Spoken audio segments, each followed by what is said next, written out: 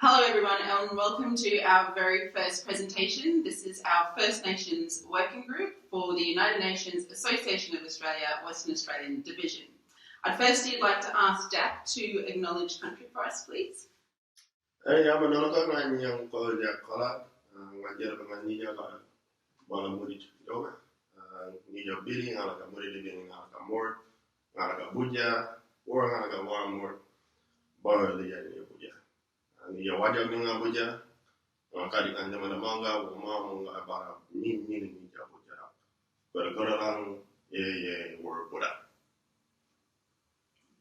Thank you so much for that, Jack. So today we're gathering here today to really think about the United Nations Declaration of the Rights of Indigenous People. Now, created over 25 years by the United Nations and Indigenous groups, UNDRIP is the most comprehensive international instrument on the rights of Indigenous peoples. UNDRIP creates a framework to protect Indigenous rights to practice culture, customs, including language and social systems, and ultimately identity. This grows into self-determination. We can all recognise through lived experience or observation that the implementation of UNDRIP in Australia is lacking in its current form. 13 years have passed since UNDRIP was adopted by the General Assembly, and since then 4 countries voted against have reversed their position. Australia now supports UNDRIP, but the scales are unbalanced in Wadjala or Western way.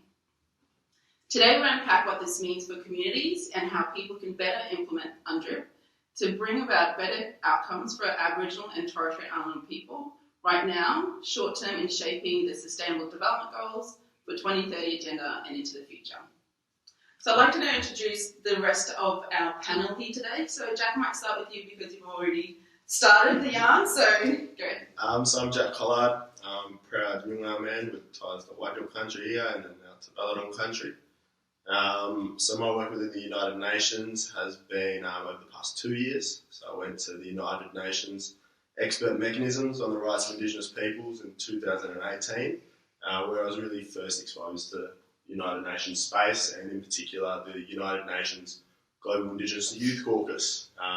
So that caucus is a bunch of youth from all around the world who are leading in their communities and coming to these forums to represent their people's interests as Indigenous peoples, and also as those movers and shakers whose lives depend on it more so than anyone else in the world. So it's been a privilege to be part of the Youth Caucus there. Since then, I went to Emirate Expert Mechanisms on the Rights of Indigenous Peoples last year, and then I was also lucky enough to go to the Permanent Forum on Indigenous Issues in New York in 2019 as well. So yeah, 2 years, been all in amongst it. It's been an amazing opportunity. Yeah, that's amazing. Thank you so much. So valuable to have you here as well and to have that voice at the table and for all the things that you do for our young people as well. So thank you. Yana, you're next. Yeah, hi, I'm Yana Cedar from the Burungal Skin Group of the UNAAWA people in the Pilbara. I went to the United Nations first in 1999 as part of the ATSIC delegation for the Convention on the Right of the Child, and then again in 2014 to the Commission on Status of Women 58, which was for equal participation in STEM-related employment opportunities and for equal and full employment of women in general. And then again for Commission on the Status of Women 61, and the focus there was on the empowerment of Indigenous women. And after 2 long weeks of intense advocacy, for the first time we were able to get the inclusion of Indigenous-specific language in the agreed conclusion. So been 3 times, and obviously something that I'm extremely passionate about moving forward is our girls and our women. So. Yeah, amazing. Thank you, and for all the work as well that you've done since. I think it's so inspiring for us women who've really followed you in your footsteps as well. So I jump to the front there with Keisha. Hi, I'm Keisha Champion. I am Nyanga Nyunga Mongai. I haven't been with the UN for that long, but I'm a Human Rights Committee member at the moment. My engagement has been pretty much just as a committee member, just up and coming, and I'm pretty humbled to be in the space of really strong Wurich yogas here, which is strong women, and just to see, as a young Indigenous person, I know that there are a lot of Aboriginal people that have gone off and done really amazing things to actually be able to enable young people like myself and Jack to actually be in this space and actually hold our voices as Indigenous people. So, yeah, thanks. Love it. Love to have you here. Love to see our youth, coming on strong. So, yeah, thank you for being here. And, of course, finishing on, something very strong, someone very strong, Dorinda, if you'd like to tell us your yarns. My name's Dorinda Cox and I'm Untitled Chapter, so my connections are UNAAWA country to the north-east and Canadian country, so my hometown in the Great Southern. My Yamaji connection is Amagoo, which is Geraldton, and Wadri, which is the Gascoyne River, where my great-granddad was born and raised. My UN experience also has been at the Commission on the Status of Women, session 57, so I attended there in 2013 with an 11-month-old on my hip, travelling to New York. So great experience. The priority theme that year was the elimination of violence against women and girls, which is the area that I specialise in. I attended the APEC Forum, which is the Asia Pacific Economic Cooperation, Women in the Economy Forum in 2016 in Lima, Peru, which was an amazing experience as an Australian delegate. Then again attending Commission on Status of Women 63, session 63 last year, and the focus of that was social infrastructures for women. So a great experience again to be in New York and working with some amazing both NGOs but also meeting Florence on that trip from JFK Airport into our hotels in New York, and also attending the UN SDG, which is the United Nations Asia Pacific specific forum last year on the review of the Beijing Platform for Action on Gender Equality, so 25 years plus. So as an Australian government delegate as well, working on those negotiations, which went for 23 hours, which was pretty intense, in Bangkok, Thailand, which didn't leave us much downtime, but that's what happens when you're doing UN working groups. So another great experience, which I absolutely love doing that work. Amazing.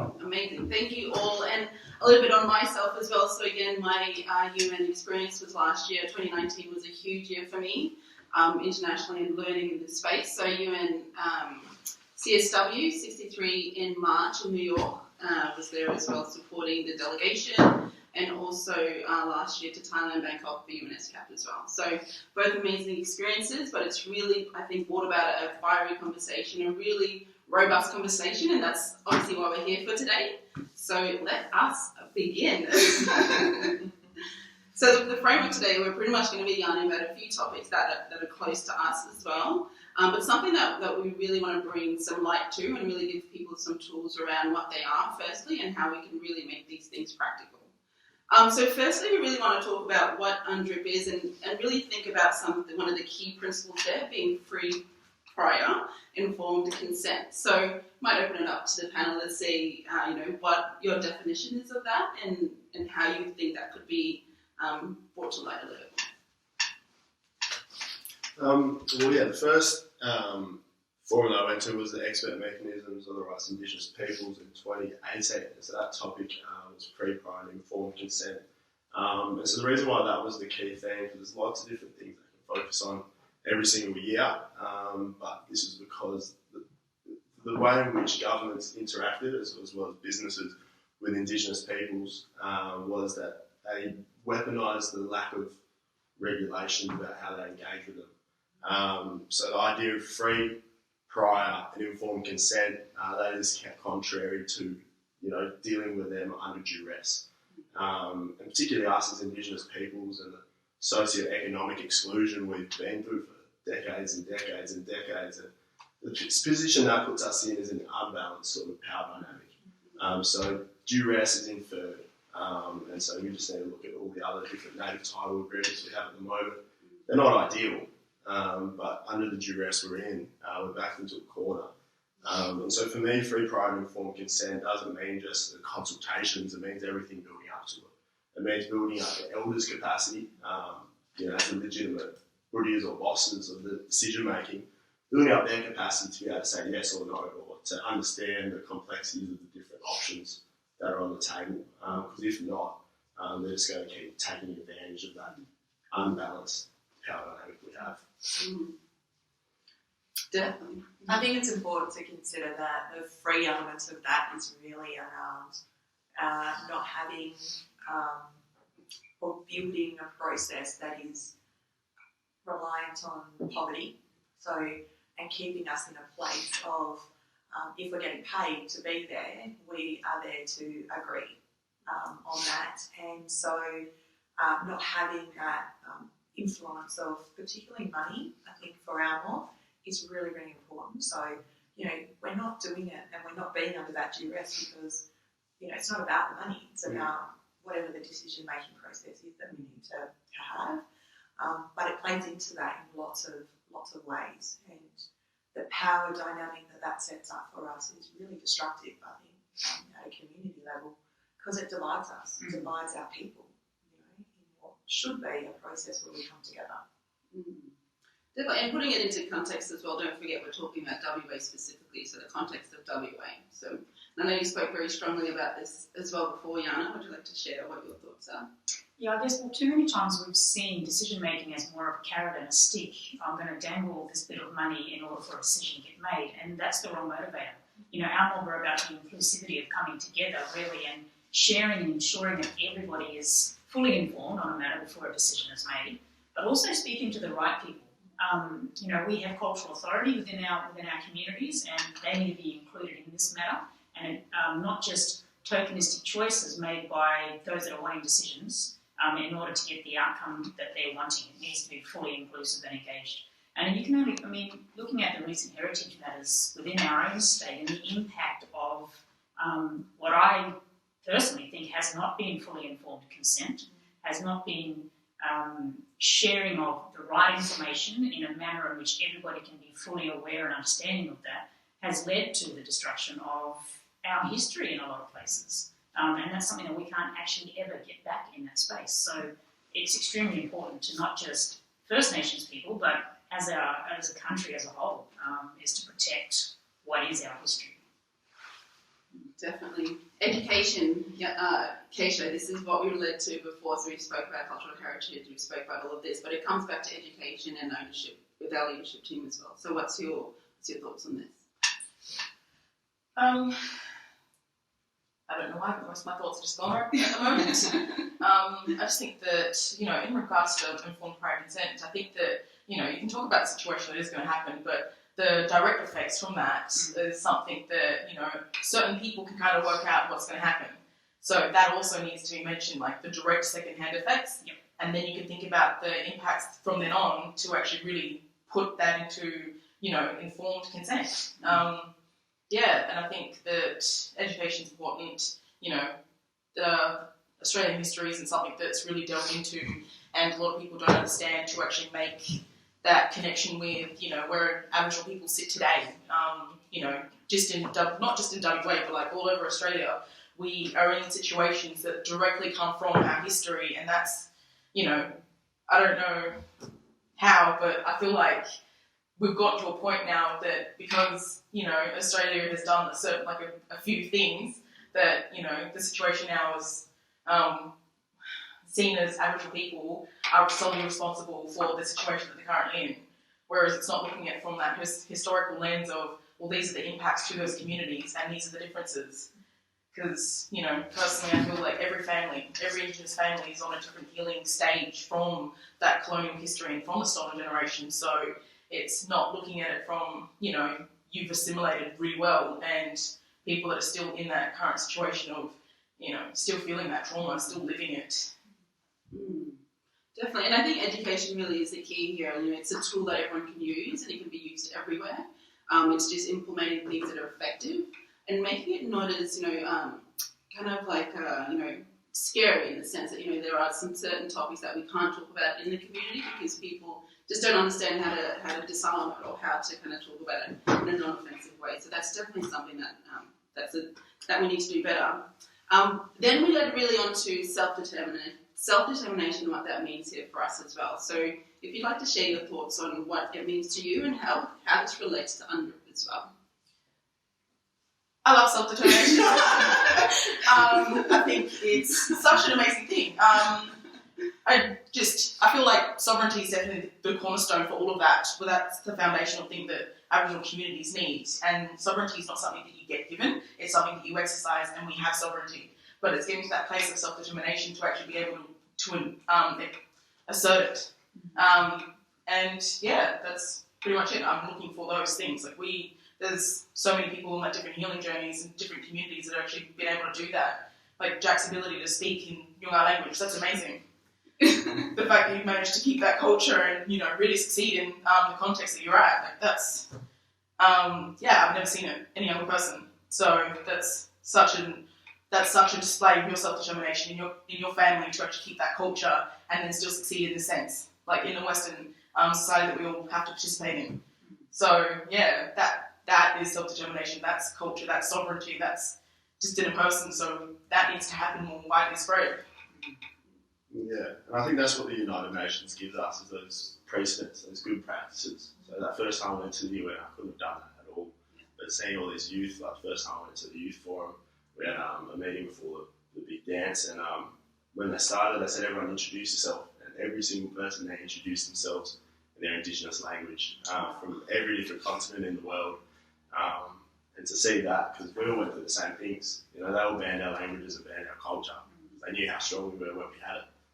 So then in the past 2 years, just been trying to follow that good practice, and that's what these frameworks really set up, you know, the precedents. And they're set, and we can follow them. It's just about figuring out how we're going to focus our energy to achieve them. I think that sovereignty is just a way of Indigenous people actually expressing themselves freely in the way that we determine. So the framework that under the UN Declaration of Rights of Indigenous People set up is just to enable that to happen.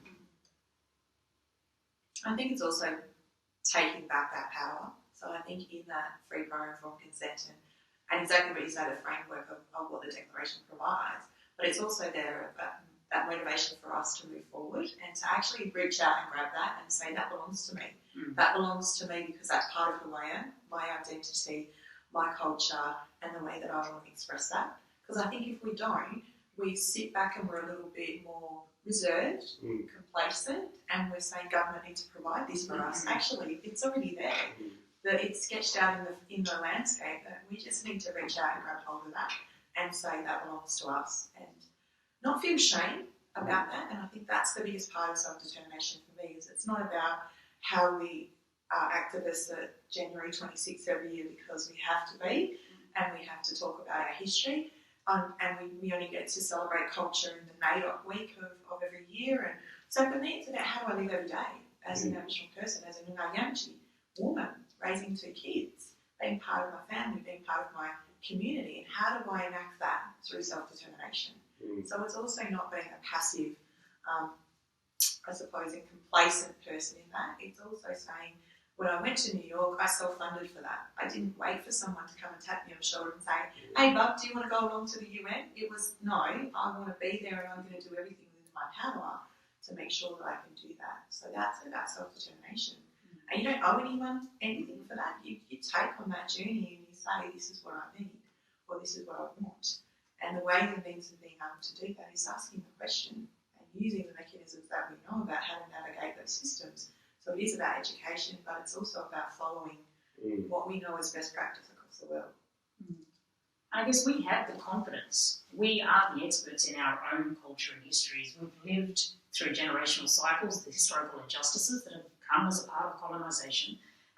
But in saying that, it's about being proud of the fact that we are still the oldest living culture. You know, many cultures haven't been able to protect what we have protected this long. So it's really owning that space, building the confidence of our communities, and particularly our next generation, because we don't want them to have to relive what our ancestors have had to live through and still what we are today with the struggle of walking in 2 worlds. And I see self-determination also as about owning the space around building social, cultural, economic capital and development for our own people and becoming autonomous in our own frameworks, whether it be at work or in corporations and business itself. So, yeah, it's really working together in that space. Yeah, really good, and such good good thick topics to really talk about and unpack further. But we talk about education, but firstly go back to accessibility as well, because it's all good to have all these frameworks in place, but how do we actually access them? And that was something that I was frustrated with learning, is because if you don't know what's out there to help you, then you don't know how to get there. So we speak about the pandemic now, so COVID, and it being a really good example of like everything that's it's highlighted for our people and communities, all the dysfunction that's there, all of the disparities as well. So thinking about moving forward now with the pandemic, we think about state recovery plans and our opportunity to reset. Dorinda, did you want to start with that? I think particularly here in Western Australia, I was part of the COVID task force inside of government during the time of COVID hitting our state, and as part of the response. And the self-determination that our communities in remote communities exercise, they were putting boulders up on access roads, like that for me was just like going, these fellas just don't have people in their communities, which is great, and they determined that. But the police and emergency services were going, hang on, what if we have to get into those communities? How are we going to get in? So it was like, they were exercising self-determination. They were saying, we don't want the pandemic to be fully blown, get into our communities. So they took responsibility for that. And I think for me, that was the best part of, they had the education, they knew and listened to all the public health warnings, but also that they exercised self-determination to shut their communities off when they needed to as well. And it was I think as we move now out of that phase of response into recovery, we've seen the state budget, the allocation of money into a state recovery plan. We need to think about the systems, reconfiguring or resetting those sort of at a state level to say, is this working for us? This is an opportunity for us to do things better, and to actually hold governments to account to say, under the declaration, is quite specific about all of the mechanisms that are available to us across that social, economic, environmental space, so that we can actually practice self-determination, and not just on that small scale in one community, but on a macro level across the whole state and hopefully across Australia. Interesting though, a lot of this decision making is happening now as a result of COVID, is coming out of what will be the new normal one day. We can't just wait to get a seat at the table either. We need to push ourselves to that decision making table, because, you look at the frameworks of UN when it's around that informed consent. Again, who knows what's better for our mob than our mob? So we need to be at that table being inclusive and come up with a co-design process, not just a paternalistic type of process imposed upon a community, because that's what we know fails. Yeah. The more we're included in decisions, the better the outcome of those decisions will be. Absolutely. I'm just excited to see one of the first communities that actually have the infrastructure there, and they're solely independent. Yep. Jack, did you want to add anything to that? No, well, yeah. So, yeah, exactly. That response is just the epitomisation of self-determination. As you said, it's the only proven method to address these entrenched issues that come as a direct result of colonisation. And so that precedent's been set. The government, when they said, we've got to look after these communities, or who do we go to, they went to Aboriginal people. And so that should be the precedent for all engagements with Indigenous people in Australia going forward. We know best, and we have the biggest vested interest in ensuring that the best result is ascertained. So that's what's exciting about it. We have to harp on it and keep on them to ensure that they follow up on that. Definitely. I think it's ownership and accountability for all stakeholders as well. So not just government, but community, but also corporate citizens as well. And I think that's the point of the next conversation around the SDGs. So the Sustainable Development Goals, and making sure we bring those to life through this process as well. Because when we're talking about our 2030 agenda of climate action, we've only really got 10 years to grasp hold of that and to actually save the planet. Right? And for us as First Nations people, that's so important. Butcher for us country is so critical. And Jack can talk probably more, in depth about that. But it's for me, it's an opportunity when we talk about food security, we talk about water security in this country. We need to be having that conversation around. In the Midwest, we've still got water carts coming out to communities bringing fresh water because they can't drink the contaminated water that has uranium in it. And that's been happening for generations on our country, And so somebody, has to be accountable for that. On their watch, this has happened. So, we need to be having a conversation about Outback stores charging $68 for a pack of chops. Like, this is the reality of what's happening in our communities. And so if we are just saying governments are accountable for that, it doesn't stop there. It is everybody's responsibility. It is the whole of society's responsibility to make sure that this comes to light and that we bring everybody along on that journey with us. I mean, why are our remote communities still running off diesel generators? It blows my mind. We are virtually summer all year round up north. Why they haven't yet invested in solar power just astounds me.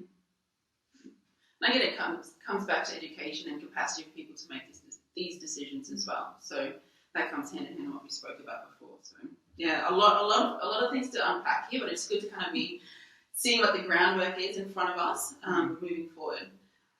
So I'm going to switch now a little bit to Black Lives Matter. I know that's something that was very strongly spoken about early in the year, but it's something that we'd really like to raise and to see how that works for us with UNDRIP as well, and how this relates to everything with the working group. So Jana, if you would like to share that. With me, what we really need to start doing is educating community around the unconscious bias that seems to be within this country. What is happening in America has been happening here in Australia, and we need to actually first off acknowledge that it is happening here in our own country. It's not an American problem, and it's not a black problem. This is a societal problem, and we all need to work together to change it. There are too many of our people dying in custody. There are too many of our families growing up in third world conditions here in our own backyard. We talk about the UN DRIP wanting equality. Well, equality is one thing, but where's the equity as part of our society? And that's needs to be a huge movement in that space. And it's not something that we can do alone. We need to actually do it as a country working together. Keisha, would you like to add something to the Black Lives Matter conversation? I'm in split mind as a duality. I know that it's really important that that's happened. I don't know. There was so much violence around it, but I personally, it's not the best thing, but I was actually quite happy that, over in America, that the riots were going to a point that you couldn't go back to work on Monday and it's just, back to work less. There was a big riot that happened over here. Like, it was something that, the situation's been escalating to that point. Like, those riots, the protests have gotten to a point where the aggression and the magnitude that happened from that was directly related to the fact that no one was listening every time it was done beforehand. And I think that, it is happening in Australia. We have the 443 Indigenous people that passed away since the commission. Like, that's, I don't know how people don't know about it. I know that people live in society experiences Australia in a different way. Non-Indigenous people have their world, their social, interactions, and it's so different to people that experience discrimination. And then you have this privilege set up where people that don't see it and they don't, they just don't have any interaction with that whatsoever, don't think it's a problem. Well, no, that's your privilege, that you haven't experienced it as a personal problem. This is what other people do. So it's being aware, it's actually looking and finding that information and trying to educate yourself around how other people experience Australia, because it's not the same. Definitely. And Jack, as well, from that youth perspective, like, I know you do a lot of work with youth as well. What's been kind of the understanding around that from the Black Lives Matter movement? So for one of the takeaways for the Brutal Justice Mob, who organised that protest, and our what we wanted from it, one of the top ones was accountability and transparency, and that's all everyone's asking for all around the world. So it's good to be educated about the unconscious and at times I'd argue conscious biases that the police have when they're dealing with our mob. But where's the tangible, results of all this kerfuffle or whatever, So accountability and transparency. There's no way that police should be allowed to investigate police. It's just the biggest conflict of interest you can imagine, but to such a degree that people are dying as a result. And if the injustice continues, it's going to continue. The pattern's going to be there. There will be another protest and it will add. So it's literally in Australia's interest to not do that. Yeah, and that's where the rest of Australia has to pick it up, because we've been protesting for decades and decades. Yeah. we've been protesting. 443 or so people. I don't know the exact number, but how many people charged? Yeah, exactly. Exactly. Well, that's like every single one of those is a person's life that's been lost. And I think over East there's a reporting system where if any Indigenous person's actually charged, that separate organisations notified so that they ensure that the person in custody doesn't die, and no one's passed away since then. And I think the situation where a young person, a lady was drunk and disorderly, and she was taken for her work, for her well-being or something. So yeah, she was too drunk. They're like, yep, drunk and disorderly, come in, sleep it off, we'll let you go. And then she passed away. And they weren't notified because she wasn't being charged with anything. And she was taken for her health. And then she ended up dying in custody. So that screams that there is a need for that step, that organisation, to actually ensure that Aboriginal people are being, for whatever reason, but they just aren't dying. Like, whatever's happening, whether it's for, like, health reasons or anything else, like, you know, whether someone's intentionally doing it or not, people are dying, and that's why the service is needed. And the fact that it is just so disheartening as an Indigenous person, knowing that that step is necessary to ensure that we're not dying in jail. Definitely. So, Dorinda, I might ask you now as well, just with all the topics that we've covered, how do we relate these to the SDGs? You know, like what can, just off the top of your head, what do you think the SDGs are, correlated here? And then we really need to talk about a solution-based conversation as well after that. What we need to do is we need to set a framework that actually brings this to life. So I think when we talk about UNDRIP and we talk about how do we bring the principles of UNDRIP into life, like in everyday practical situations, but also to build a mechanism of accountability for government. And something that the SDG does is it sets that 2030 agenda as a visionary target, and with all of those building blocks, all of those different areas of the Sustainable Development Goals, we have to pull those together and build them with every single article across UNDRIP and actually say, what is the correlation of that and how does it work to bring it to life? And for me, we set up a 2-year review, and it's almost a report card for government to go, this is what you're not doing in this space. But also it builds a community movement, and for us as a community to come together and actually build that together and co-determine what that looks like. Because for us, it's so diverse across even just this state, in thinking about the different clan groups, thinking about how we actually can do that so that it's not too prescriptive, but also, because as Keisha said, we're all in different stages of healing, but also that everybody has an opportunity to contribute to it and to bring it to life in their own identity, the way they practice, how they want to be identified, but also that there's a mechanism where we can hold both corporate, but also government and non-government into that accountability and transparency framework, so that we can say every 2 years we're reviewing this, and this is the end goal. This is where we want to be in 2030, and in each one of those SDGs around zero poverty, climate action, looking after the environment, underwater, but ultimately that goal 17 of collaboration and how we do that together is what should mobilise this. It should mobilise a conversation at a community level to bring us together, but also that we can hold others. We've got to hold that mirror up, because that's exactly what we're not doing for our state and I believe our country. Definitely, and when you're talking about gender equality as well as quality education, as well as infrastructure as well, these all line those principles. So we've definitely got the toolkit there, which is good. But I think that's where community education is most important, though, because we as citizens actually are consumers of services, which include organisations, includes government. But if you've got community education, like we as a whole can actually push all these changes, because 3% of the population isn't really going to do much. So us as Aboriginal people need all of Australia to be paying attention, to be educating themselves, to actually help make this change and shift. And I think it's just for the betterment of Australia as a whole. Like, I think that Aboriginal people have got best practice. We start, not putting a lens on, how much money you can get from a certain person, and actually looking at themselves and, looking to actually help. That's where that is just a human trait. And people that access a service that's been changed and like done specifically for Indigenous people will know that it is a more in-depth process. So yeah, it's just so many better qualities added to it. Exactly, and that's by adhering to these minimum standards. These standards are for the betterment of everyone. Despite what everyone else might say, especially politicians and whatnot.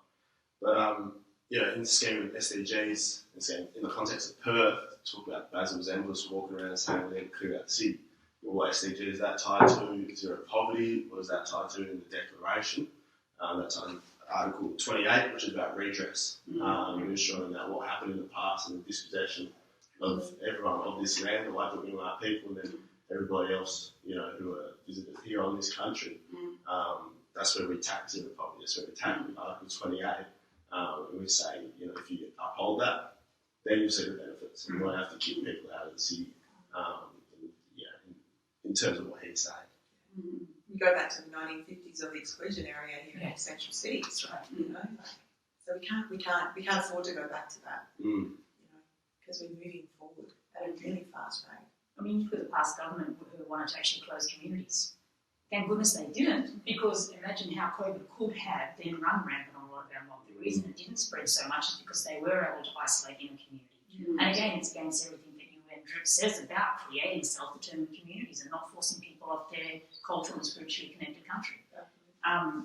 Moving forward, we need to be more included in the conversation. We need to be at the table when it comes to decision making. It's no more coming out and consulting with us. It's about including us, as far as I'm concerned, and including the right people, not hand chosen by government, because that's who are going to give them the response that they want. Yeah, amazing. Thank you so much for that. And it was really robust, start to our panel and our conversation. But I really want to look at solutions-based now as well and really unpack maybe some of the things that could be possible. Jack, you raised before around the ranges. So you want to talk a little bit about that and how that can be a tool or a framework for us moving forward? Yeah, so we just recently had our Noongar Elders fire workshop with elders from all across Noongar country and even down south to NAIDOC country. We talked about the benefits of ranger programs and how we as Indigenous peoples, we'll talk about the problems with bushfire management at the moment and the way it's been commercialised and given to people that don't have that motivation in mind to look after country and look after the animals within it. So you see these helicopters flying over, just dropping fire everywhere. You wake up in the morning and you see those hills over there and you see fire everywhere. We're the only ones with that profound and intimate relationship with our environment and everything that's in that environment. So we have a big vested interest to ensure that our land is managed in a healthy and harmonious way. And then, the proof's in the pudding for when it's not. So in terms of self-determination, the benefits of that is the bushfire mitigation, which we've been doing for millennia upon millennia. So it's about transferring those responsibilities to Indigenous peoples, first allowing us to build up the capacity to do so, but then giving us that responsibility. 60,000 plus years of research about how the country works and all the behaviours and stuff. Like, why would you not want to utilise that? Best practice. If it's survived this long, obviously it's because it's working. Exactly.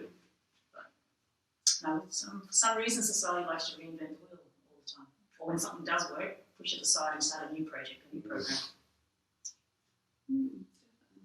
I also think we need to look at those best practices as solutions to those issues. And I think for us as First Nations people in this country, we're always built on a deficit model. It's always about our over-representation rather than how do we actually turn that around and actually talk about the positives in that. So I think it's also about the language we use. But I think if we continue to strum this is the same old conversation that we keep having, we'll get the same old results. So I think part of that being solution focus is also about building a positive frame for us to move forward and for us to incorporate those best practices and to actually start to mobilise our voice and our agency about who we are. And if we do that collectively, we can actually see change. And I think that's where the power is. That's where the power lies, I think, for all Indigenous nations globally. But here in Australia, we have to come together. And that's what we want to do. So I think for us, it's how do we walk hand in hand with each other to bring a message and we know that the message stick is an age-old thing for our mob, but to bring a message that is from a collective group that says this is where we're going and this is how we're going to do it. So part of that is about the self-determination, using that language to own it. We have to own that. Mm-hmm. And I think in some parts of our country, we're afraid to own it at the moment. Right? We're scared. But I think we have to help people along in that journey to say it's not frightening. You know, I think even at this table, the experiences we've had as First Nations people and what we've done in our lifetimes is proof in the pudding that this can happen. This can happen for our people, for our future generations, for kids and grandkids, because we believe in that and we've seen that it's happened elsewhere globally. But I think also we have to start changing the frame of our thinking and our language. And if we start to talk the talk, we will walk the walk, because that's exactly how it should happen for us. Definitely amazing. So we might think of wrapping this up, because we have, good yarn, but we've got many more to go. But I really want to end on some call to action. So, Keisha, if you want to start with, what is something that you're committed to, or something that you really want to call out there and say, well, this is a call to action that you can see from your lens that will help? I've got two, just one. Okay, two. Just community education. We actually need to be looking at this. Like, look at that stuff. Actually, go out and ask Aboriginal people and look towards that strength-based approach. And you're going to get a lot of answers. And even if you don't, there's always someone else that they're tied to that does know. So it's really not that hard. Like, if you know a single person, there is somebody else that branches from that. You can get more information. The network is there, for sure. My second one is that we actually need to start, I think, a framework of actually implementing, the Declaration of Rights of Indigenous People. Like, that framework needs to be set up. And I think it's a two-pronged approach. One where you've got specific elements and then variable elements into that, because, depending on different organisations and different communities and identities, then it needs to be, target specific for them. So, yeah, just that framework would be a good development tool to actually apply all of this, because, Good calls to action. Very good, very good. Jordan, what's your call to action? I think what we have to do as First Nations people in this country is to become much more politically savvy about understanding the frameworks that exist, and to be born black in this country is to be born into political life. Like, it's all of our issues are political. So I can't, undersell that, because even at a community level, we have politics that we deal with every day. The community politics, and then there's the politics at a government level, at a global level, that we're all trying to manage. So whether it's Black Lives Matter, whether it's climate change, whether it's recovering from a pandemic, they're all political issues that manifest themselves in our daily life. But we as First Nations people need to be armed with all of that information, all of that education, all of those really important ways of working to move forward. So I think if we're much more mindful of what that looks like outside of our home, our family, our communities, then we can take that and we can use it. So we have to be armed with our own toolkit, and we have to say, this is my toolkit for actually navigating all of those spaces. And we are such a resilient nation of people here in Australia, and particularly in Western Australia, I think, because we're left off. Even though we've got a hard border, that we're left off from the rest of the country, and we have very diverse and separate issues that you don't see on the East Coast. So for me, I think it's really about how do we strengthen that resilience of our people so that we can get the job done. Thank you. Yeah, what's your call to action? We need to hold those that are making commitments to account. And so if you're going to stand up there and say, we have signed up to the UN DRIP, or we have a reconciliation action plan, or whatever commitments that corporates and government are putting in place, then we as a nation need to hold them to account to those commitments and actually get them to report back to us on how they are tracking against commitments that are made. But then I also think that as a people, we need to start breaking down selective violence, because it's that is what's stopping us from advancing at the moment. We are quick to pull our own people down when they're trying to make a change, and I don't know whether it's jealousy, whether it's fear, or whatever the issue is. But the only way that we're going to advance and build self-determination is really to stop the competition and start the collaboration. A unified voice is a powerful voice. And so you look at Black Lives Matter and how they unified the one call for equality around the world. Imagine if we did that here in our own country as a unified voice for self-determination and for First Nations rights, how powerful it could be. So, sorry, my sister, I stole you too. I only got my 2 calls of action last night. No, thank you. That was a very strong finish. Thank you so much. Yeah, Jack. Yeah, I think on that note, in terms of lateral violence, when you take a step back, you think about Indigenous people all around the world, our universal truth, our shared common values is connectedness, and our connectedness to the interconnectedness. And lateral violence is about separation from yourself from another person. So that's that flaws, that cultural vitalisation is the key of that.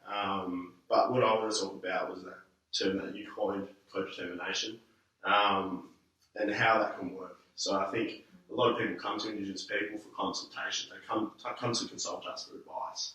Why is that? It's because we're connected to the interconnectedness and we're grounded in what's best for everyone. Because everything comes before, or Buddha comes before everything.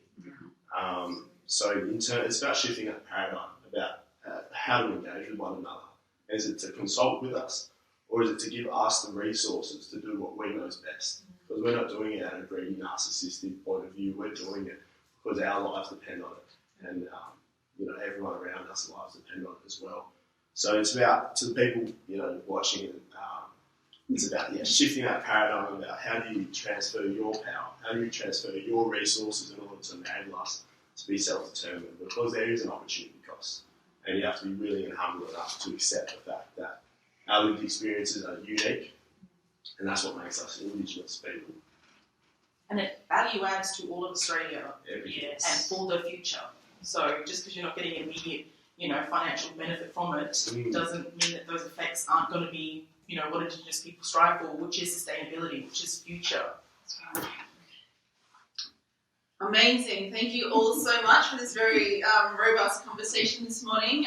If anyone at home would like to be in touch and be part of this conversation, this is my call to action to you to be part of this conversation. So definitely get in touch. And definitely check out all of these deadly people here around the table as well. Follow them on LinkedIn, or get in contact with them, or definitely get in contact with the UN division of the UN Association of Australia, Western Australia division as well. So thank you very much for having us and spending the time with us. So thank you all. Thank you. Thank you.